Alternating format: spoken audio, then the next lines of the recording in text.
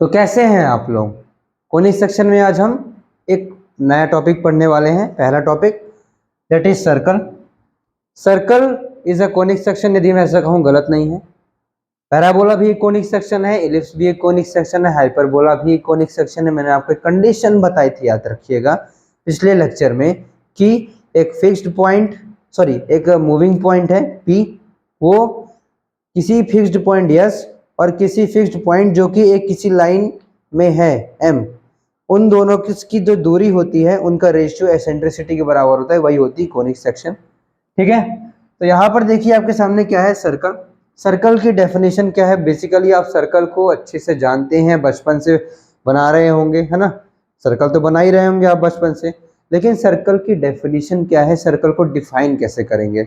तो सर्कल को डिफाइन करने का तरीका क्या है कि आप ये कह सकते हैं कि set of all point in a plane. मान लीजिए कि आपके सामने एक बोर्ड है ना। इस बोर्ड को मैं एक प्लेन मान सकता हूं, बताइए क्या मैं इस पूरे बोर्ड को प्लेन मान सकता हूं? हाँ, प्लेन मान सकता हूं। Set of all point in a plane that are equidistance from a fixed point in a plane, है ना। प्लेन में वो सारे पॉइंट्स जो कि इक्विडिस्टेंट होंगे एक फिक्स्ड पॉइंट से। तो ऐसा कब होता है? ऐसा सर्कल में होता है। क्या रहा है, प्लेन में वो सारे पॉइंट जो कि इक्विडिस्टेंस हो गए फिक्स्ड पॉइंट से। तो एक हम फिक्स्ड पॉइंट P मान लेते हैं, है ना, जिसके कोऑर्डिनेट है H, K। अब मैं बोल रहा हूं इस fixed point P, H, K से मुझे वो सारे पॉइंट लेना है जिसकी दूरी बराबर होगी। तो मैं मान लेता हूं वो जो मेरी बराबर दूरी है वो है R। यदि वो बराबर दूरी R है, तो यदि मैं वो सारे पॉइंट्स इकट्ठा करने लगूंगा जिनकी दूरी इस P पॉइंट से R है, तो ऐसा करने पर, वो सारे पॉइंट इकट्ठा करने पर हमें दिखेगा कि एक सर्कल बनकर तैयार हो गया है ना। ये होता है आपके सामने। इस प्रकार हम सर्कल को डिफाइन कर सकते हैं, या फिर ऐसा भी बोल सकते हो लोकस ऑफ अ पॉइंट, है ना। ऐसा भी सर्कल, इस तरह भी सर्कल को डिफाइन कर सकते हो, किसी पॉइंट का locus of a point which is equidistant from a fixed point, है ना। ऐसे भी बोल सकते, क्या मैंने बोला कि locus of a moving point which is at a fixed distance with a fixed point. इस प्रकार भी सर्कल को डिफाइन कर सकते हैं। तीसरी चीज देखिए, सर्कल की इक्वेशन कैसे लिखते हैं। तो सर्कल की जो इक्वेशन होती है वो होती है, अच्छा सर्कल की इक्वेशन आप खुद बताइए। मान लेता हूं कि ये आपके साथ, देखिए माना तो यहाँ पर कोई फिक्स्ड मूविंग पॉइंट है, उस मूविंग पॉइंट मान लेते हैं आपके सामने M है, जिसकी कोऑर्डिनेट है x, y। इस मूविंग पॉइंट के कोऑर्डिनेट है x, y। तो मुझे ये बताइए इन दोनों पॉइंट्स के बीच की दूरी को आप किस प्रकार डिफाइन करोगे। तो इन दोनों पॉइंट के बीच की जो दूरी है वो है R, और हम डिस्टेंस फॉर्मूला की मदद से भी लिख सकते हैं। वो क्या हो जाएगा आपके सामने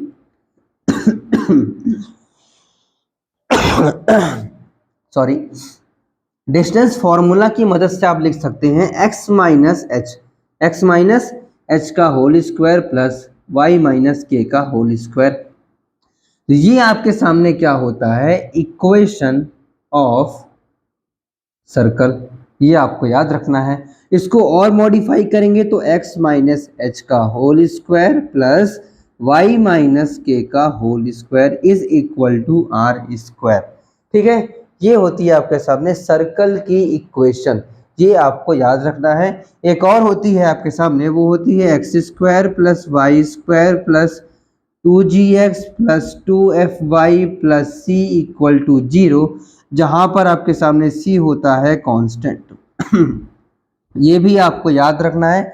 अच्छा, यहाँ पर g क्या है, f क्या है, आपको ये मैं होमवर्क दे रहा हूँ, मीन्स आपका ये काम है कि आप क्या करेंगे, x माइनस एच का whole square, Y minus K का होल स्क्वायर, है ना, और आर स्क्वायर, इन सबको क्या करेंगे, एक्सपांड करना है और इससे कंपेयर करना है। क्या करना है, इन दोनों इक्वेशंस को कंपेयर करिएगा। बहुत ही आसान है, इतनी मैथमेटिक्स तो आपको आनी चाहिए। इसको आप ओपन करेंगे, इसको ओपन करिएगा, दोनों इक्वेशन को कंपेयर करिएगा और आप जी और एफ की वैल्यू कमेंट में जरूर बताइएगा। ठीक है, आपको कमेंट में जी और एफ की वैल्यू लिखनी है और सी की वैल्यू क्या होगी वो भी आपको बतानी है। ठीक है, ओके। तो चलिए अभी हमने सर्कल की इक्वेशन क्या देखी, अभी हमने सर्कल की इक्वेशन निकाली है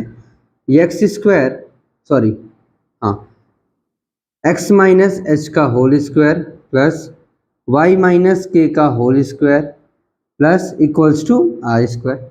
ये हमने अभी सर्कल की इक्वेशन निकाली है, जहाँ पर सर्कल का सेंटर क्या होगा, सर्कल का सेंटर होगा एच कॉमा के और सर्कल की रेडियस क्या होगी, सर्कल की रेडियस होगी स्मॉल आर, है ना, इस इक्वेशन के हिसाब से। ओके, चलिए एक क्वेश्चन देता हूं मैं आपके सामने। एक क्वेश्चन ये आपके सामने कि जो सर्कल का सेंटर है, सर्कल का सेंटर है वो है आपके सामने 0,0। सर्कल के सेंटर के कोऑर्डिनेट दिए हुए हैं आपके सामने 0,0। Find the equation of circle. जल्दी से सोचिए, बहुत जल्दी सोच लिया होगा आपने। यदि मान के चलिए आपके सामने दिया है सर्कल के सेंटर जो है वो है 0,0 और यदि हम इसको कंपेयर करेंगे, है ना, इसको हम कंपेयर करेंगे h कॉमा के से, तो बताइए h की वैल्यू क्या हो जाएगी, h की वैल्यू हो जाएगी 0 और k की वैल्यू क्या हो जाएगी, वो भी 0 हो जाएगी। इसका मतलब ये है कि यदि हम h और k की वैल्यू यहाँ पे रखते हैं तो h की जगह 0 आएगा, k की जगह 0 आएगा। इसका मतलब यहाँ से आपके सामने सर्कल की इक्वेशन क्या हो जाएगी, X square plus Y square equals to R square. ठीक है, तो आपको याद रखना है सेंटर क्या होता है सर्कल का, h कॉमा के, रेडियस क्या होता है आपके सामने स्मॉल r, है ना। चलिए अगला क्वेश्चन आप देखते हैं। आपके सामने ये इक्वेशन दी हुई है और हमें बताना है कि इस इक्वेशन, ये क्या है आपके सामने सर्कल की इक्वेशन दी हुई है और हमें ये बताना है कि इस सर्कल की इक्वेशन क्या, बेसिकली इस सर्कल का सेंटर क्या होगा और इस सर्कल का रेडियस क्या होगा। तो इसको करने के दो तरीके हैं। पहला जो तरीका है वो ये है कि x माइनस एच का whole square plus Y minus K का whole square equals to R square. इस फॉर्म में इस इक्वेशन को कन्वर्ट कर लो और सॉल्व कर लो। आपके बुक में, एनसीईआरटी के बुक में दिया हुआ है इसको कैसे करना है, इस प्रकार से। ठीक है, मैं दूसरा तरीका बता रहा हूं जो जनरली आसान होता है, जो जनरली आपके सामने आसान होता है दूसरा तरीका करने का। ठीक है, आपको ये है ना, दूसरा तरीका जनरली क्या होता है आपके सामने, आसान होता है करने का।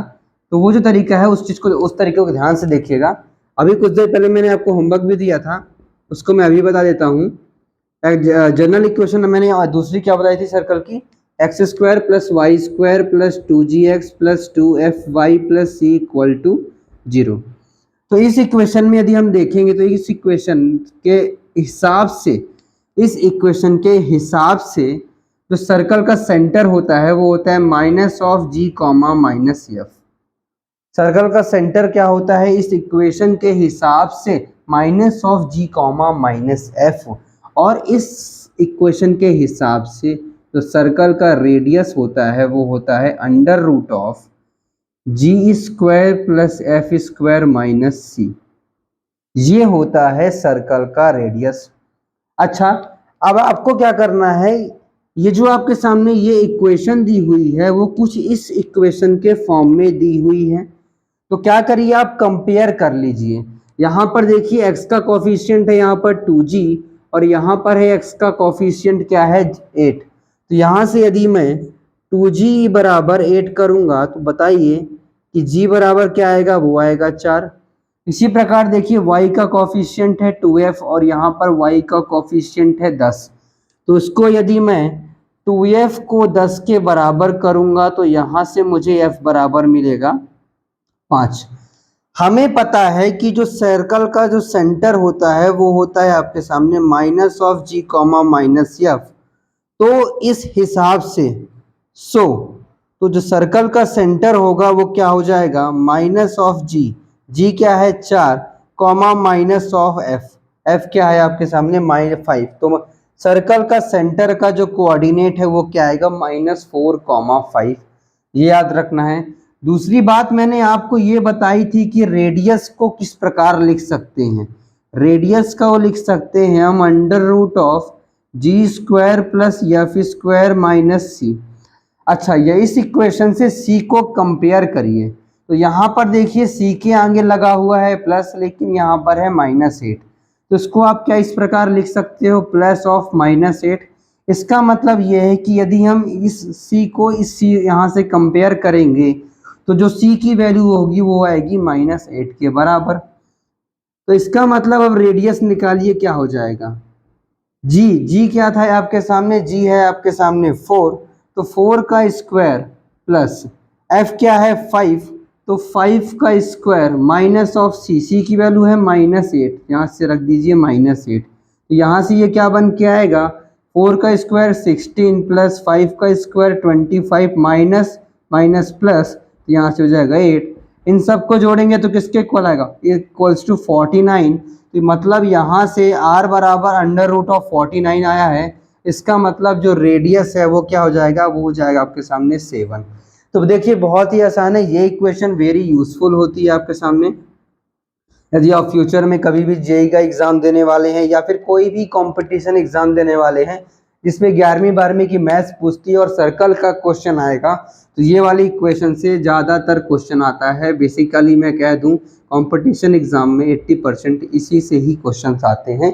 तो ये आपको ये इक्वेशन याद रखनी होगी, और ये याद रखना होगा कि यहाँ पर सर्कल का सेंटर क्या होता है, वो होता है minus of G comma minus F, और रेडियस क्या होता है √g² प्लस f² माइनस सी। जी आपको अपने कॉपी में नोट डाउन कर लेना है, ठीक है। देखिए अब नेक्स्ट क्वेश्चन देखते हैं। Find the equation of circle passing through point 0,0 and have A B are intercept in coordinate axis. जो बोल रहा है सबसे पहले हम उसका डायग्राम बनाएंगे। चलिए डायग्राम बनाते हैं। क्या बोल रहा है यहाँ पर, वो find the equation of circle passing through 0,0। एक सर्कल है जो कि 0,0 से पास हो रहा है, तो हम एक सर्कल बनाया। एक चीज याद रखिएगा कि स्ट्रेट लाइन, सर्कल, कोनिक, इनमें जब कभी भी क्वेश्चन आएगा सबसे पहले डायग्राम बनाना अनिवार्य है। डायग्राम के नंबर भी आपको मिलेंगे, इसीलिए सबसे पहले क्या करना है आपको, straight line, circle, conic, diagram कैसा भी हो डायग्राम आपको बनाना है, उसके भी नंबर मिलते हैं। यदि आप अच्छे नंबर पा रहे हैं 95 प्लस 90 प्लस, तो इस चीज के लिए आपके नंबर काटे जा सकते हैं, इसलिए सतर्क रहिए, सावधान रहिए, ठीक है। तो यहाँ पर देखिए आपके सामने क्या हो जाएगा 0,0, ठीक है। क्या बोला है, find the equation of circle passing through 0,0। तो हमने बोला ये जो सर्कल है आपके सामने किसी पॉइंट 0,0 से पास हो रहा है, तो मान लेते हैं इधर पॉइंट है 0,0, और ये आपके सामने है कोऑर्डिनेट एक्सिस, जहां पर हॉरिजॉन्टल वाली है एक्स एक्सिस और वर्टिकल वाली है वाई एक्सिस। और क्या बोल रहा है कि and have A B has a intercept. Intercept क्या होता है कि जब एक्स एक्सिस और वाई एक्सिस को जिस पॉइंट पर कोई भी कर्व काटता है वो इंटरसेप्ट कहलाते हैं। इंटरसेप्ट क्या कहलाता है, एक्स एक्सिस वाई एक्सिस में जिस भी पॉइंट्स पर कर्व काटेगा, कर्व पास करेगा, वो इंटरसेप्ट कहलाएगा। तो यहाँ ए और बी इंटरसेप्ट है, इसका मतलब। और कभी ये आपको ना लिखा रहे कि कौन सा एक्स इंटरसेप्ट है कौन सा वाई, तो पहला वाला हमेशा एक्स मान लेते, तो यहाँ पर पहला वाला हमने क्या मान लिया, एक्स इंटरसेप्ट मान लिया। तो मतलब ये पॉइंट क्या हो जाएगा आपके सामने A,0, और ये वाला पॉइंट क्या हो जाएगा आपके सामने 0,B। अब हमारा काम क्या है कि हम क्वेश्चन को सॉल्व करते हैं। चलिए, तो सबसे पहले आपको बोला कि हमें इक्वेशन ऑफ सर्कल निकालना है, तो जो बोला है पहले वो कर देते। तो हमें जर्नली इक्वेशन ऑफ सर्कल क्या पता है, तो हमें जर्नली पता है x माइनस एच का whole square plus y minus K का whole square is equals to R square. ये हमें पता है जर्नल इक्वेशन। हमें गिवन डेटा क्या है कि गिवन डेटा ये है कि जो सर्कल है वो 0,0 से क्या हो रहा है, पासेस कर रहा है, गुजर रहा है। इसका मतलब x और y की वैल्यू एक बार आप 0,0 रख के देखिए, तो x की वैल्यू 0 रख दिया, माइनस एच का whole square plus y 0 minus K का whole square equals to R square. तो यहाँ से देखिए आपके सामने r की वैल्यू यहाँ से क्या आ गई, √h² प्लस k², ठीक है। तो हमको यहाँ पर एक इक्वेशन मिली है, इसको इक्वेशन नंबर 1 मान लीजिए, ठीक। फिर दूसरी बात क्या बोल रहा है कि जो सर्कल है वो A,0 से पास हो रहा है, देखिए क्योंकि वो ए इंटरसेप्ट से पास कर रहा था, ए इंटरसेप्ट से पास कर रहा है, सॉरी एक्स इंटरसेप्ट से पास कर रहा था जिसकी वैल्यू ए थी, तो हमने a, 0 लिखा है। तो इस इक्वेशन में आप एक बार आप क्या रखना है, आपको x की जगह a रख देना है और y की जगह 0 रख देना है। तो यहाँ पर हो जाएगा a माइनस एच का whole square plus Y minus 0 का होल स्क्वायर इक्वल्स टू आपके सामने r स्क्वायर। ये आपके सामने क्या बन के आ गया है, क्वेश्चन नंबर 2। ठीक, अभी पूरा नहीं हुआ, अब इसको और सॉल्व करते हैं। ये आपके सामने हो जाएगा a square plus H square minus of 2ah plus Y square equals to r square. This will be the equation number 2। ठीक है, तीसरी आपके सामने बात क्या कही कि जो सर्कल है वो 0, b से पास हो रहा है। इस इक्वेशन में 0, b रख दीजिए, इसकी जगह 0 रख दीजिए और y की जगह b रख दीजिए। पहले आपको क्वेश्चन सॉल्व करना है, उसके बाद देखिएगा, डायरेक्टली सोल्यूशन देखेंगे समझ में नहीं आएगा। पहले आपको क्वेश्चन खुद सॉल्व करना है, मैंने समझा दिया, आप खुद सॉल्व करिए फिर देखिएगा। ओके, तो यहाँ से आपके सामने होगा 0 माइनस एच का whole square plus, okay, y की जगह क्या रख देंगे आप, b माइनस के का whole square equals to r square. इसको सिंप्लीफाई करेंगे तो H square plus K square minus of 2bk equals to r square. Equation number 3। आप देखिए आपके सामने, अच्छा इसको मैं एक काम करता हूँ, H square plus K square को मैं r स्क्वायर लिख देता हूँ। ठीक है, अब आप मुझे बताइए, मैं इक्वेशन नंबर 1 और इक्वेशन नंबर 2 इन दोनों को लेता हूँ। देखिए H square plus K square, H square plus K square की वैल्यू क्या है आपके सामने, r स्क्वायर। यहाँ से यहाँ पर आपके सामने आएगा, ओके ठीक है, दिस विल बी यहाँ पे v 0 होगा, यहाँ पर k होगा, ओके यहाँ पर k होगा, okay. H square plus K square, H square plus K square क्या है आपके सामने, वो है r स्क्वायर। तो 1 और 2 इक्वेशन को जब आपस में सॉल्व करोगे तो ये बनेगा minus of 2ah plus H square plus K square equals to r square. H square plus K square की वैल्यू है आपके सामने r स्क्वायर, तो यहाँ पर आप H square plus K square लिखने की बजाय आप लिख देंगे r स्क्वायर। और यदि r स्क्वायर लिखेंगे तो इधर साइड से r स्क्वायर वाला इस साइड के r स्क्वायर से क्या हो जाएगा, कैंसिल हो जाएगा। और यदि कैंसिल हो गया है तो आप क्या लिख सकते हैं कि a square minus 2ah equals to 0। इसका मतलब ये सांस यदि आप a कॉमन ले लेंगे तो ये क्या बनेगा, a माइनस ऑफ 2h। इसका मतलब यहाँ से a की दो वैल्यू आएंगी, एक आएगी a इक्वल टू 0, एक इक्वल टू क्या आएगी 2h। मतलब ये है कि x इंटरसेप्ट आपके सामने एक बार 0 होगा, देखिए 0 तो है ही, है ना, 0 तो है ही, और ये वाला जिसकी वैल्यू क्या हो जाएगी आपके सामने 2h हो जाएगी। इसका मतलब क्वेश्चन को सॉल्व करने के लिए हम ये वाली वैल्यू लेंगे, ना कि ये वाली, क्योंकि ये इंटरसेप्ट है और इंटरसेप्ट जो है आपके सामने 0 नहीं हो सकता, क्योंकि वो 0,0 से पहले ही पास कर रहा था। तो पहली वाली वैल्यू हम नेगलेक्ट कर देंगे, ये वाली वैल्यू को हम ले लेंगे। इसी प्रकार आप एक काम करिए, पहले और तीसरे इक्वेशन को सॉल्व करिए। पहले और तीसरे इक्वेशन को जब आप सॉल्व करेंगे तो H square plus K square की वैल्यू क्या है आपके सामने, r square minus of 2bk, है ना, minus of 2bk। I think मैं कुछ मिस कर रहा हूँ यहाँ पर आपके सामने b स्क्वायर भी होगा इक्वल्स टू r स्क्वायर। ठीक है, minus of 2bk plus b square equals to r square, r square से r स्क्वायर कैंसिल। जब आपने सॉल्व किया तो यहाँ से आपके सामने बन के आएगा b square minus of 2bk equals to 0। यहाँ से b कॉमन ले लेंगे तो आपके सामने आएगा b minus 2k equals to 0। एक बार आएगी b इक्वल्स टू 0, एक बार आएगी b इक्वल्स टू 2k। ये वाली वैल्यू नेगलेक्ट करेंगे, ये वाली वैल्यू ले लेंगे। ठीक है, यहाँ से देखिए ये हमने नेगलेक्ट क्यों की बताइए, क्योंकि यहाँ पर b इक्वल टू 0 पहले से था, पास कर रहा था। यहाँ पर उसने बोला इंटरसेप्ट है, इंटरसेप्ट क्या होगा, 0 तो नहीं होगा, कुछ ना कुछ तो वैल्यू होगी ही, इसीलिए हमने b इक्वल टू 2 के लिया है। अब आप मुझे बताइए, यहाँ से a इक्वल टू 2h आया है, मतलब यहाँ से हम क्या बोल सकते हैं कि जो h की वैल्यू है वो है a डिवाइड बाई 2, और यहाँ से आपके सामने k की वैल्यू क्या है आपके सामने, b divide by 2। I think काफ़ी स्पेस भर गया है, मुझे इसे इरेज करना पड़ेगा। ओके, तो यहाँ से हमें दो रिजल्ट मिले। पहले रिजल्ट क्या मिला कि h equals to a by 2 होगा और k इक्वल्स टू क्या होगा, b बाई 2। और हमने पहले क्वेश्चन से क्या निकाला था कि जो r इक्वल्स टू क्या हो जाएगा, under root of h square plus k square. इसका मतलब यहाँ से रेडियस की वैल्यू क्या आ जाएगी, वो आएगी a square divide by 4 plus b square divide by 4। यहाँ से यदि 1/4 कॉमन ले लेंगे बाहर तो आ जाएगा 1/2 under root of A square plus B square, हमको रेडियस मिल गया। ठीक है, और हमें जनरल इक्वेशन क्या मानी थी हमने, वो हमने मानी थी x माइनस एच का whole square plus y minus K का whole square equals to R square. तो हमें h की वैल्यू पता है, वो क्या है, x माइनस a/2 का whole square plus y minus b divide by 2 का whole square equals to R square की जगह क्या रख देंगे आप, 1/2 under root of A square plus B square. I think अभी आपको इक्वेशन ढंग से विजिबल नहीं होगी, आसपास की चीज़ें हटानी पड़ेगी, वो विजिबल होगी आराम से। हाँ, तो आपके सामने प्लस बी स्क्वायर, तो ये आपके सामने आ जाएगी फाइनल इक्वेशन ऑफ सर्कल। देखिए बहुत इजी क्वेश्चन था, हमने कुछ नहीं किया है, हमने बस जो क्वेश्चन में दिया था वही किया है। उसने बोला था पास कर रहा है 0,0 से, पास करा दिया।